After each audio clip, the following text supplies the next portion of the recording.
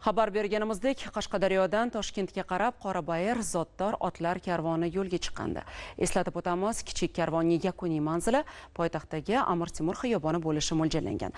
Qorabayirlar karvoni Toshkent viloyati hududiga yetib keldi. Tafsilotlar muxbirimiz lavhasida. Mana hozir Qorabayir zotli otlar mana shu noqulay ob-havoga qaramasdan chavandozlar bilan birgalikda Toshkent viloyatiga, Toshkent shahriga qarab ketmoqda. Demakki, biz ham ushbu jarayonlarni birgalikda kuzatamiz.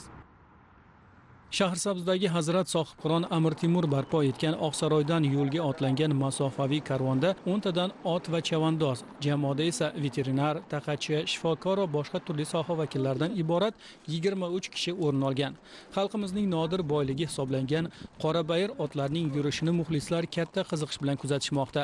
Toshkent viloyatining Chinoz tumaniga kirib kelgan otlar o'zlari uchun belgilangan joyda tin olib sug'orildi, ovqatlantirildi. Keyin yana yo'lga otlanildi. Bizning ajdodlarimiz bu otlarning ajdodlari bilan vatan sarhadlarini himoya qilgan, kengaytirgan.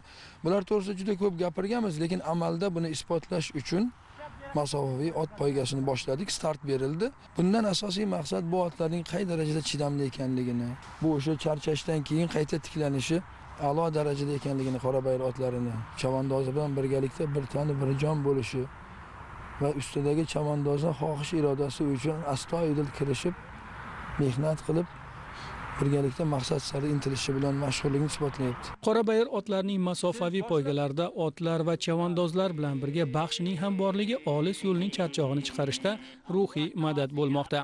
Bugun keldi akalar, O'zbegimning Qorabayir otlari. Og'ir yo'ldan bosib kelyapmiz. Qashqadaryodan nima deganda Qorabayirning otlarini chidamligini ko'rsatmoqchimizda. Otingiz necha yosh? Otimiz 6 yosh. 6 yosh. Charchab qolmadimi? Yo'q, charchagan yo'q. Bir xil paytlarda injiqlik qilishi mumkin, ob-havoga, tuyog'i toyib ketishi mumkin, asfalt yo'llar qiynalmadimi? Yo'q, bildirmagan hali. Bildirmadi? Yo'q. O'zingiz ham ot bilan tillashasizmi? Ha.